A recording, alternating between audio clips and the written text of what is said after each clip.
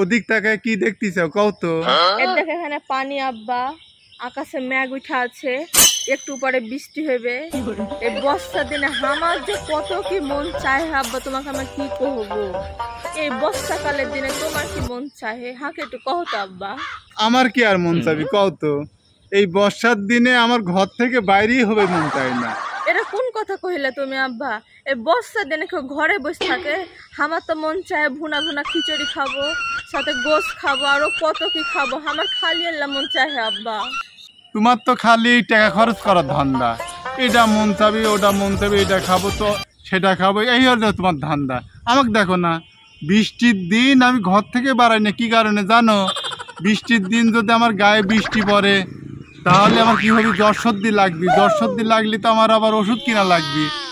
ওই ভয়ে, ওষুধ কেনার ভয়ে, মানে টাকা বাঁচানোর ভয়ে আমি ঘর থেকে বাড়াই না। আর তোমার খালি উল্টা পাল্টা চিন্তা।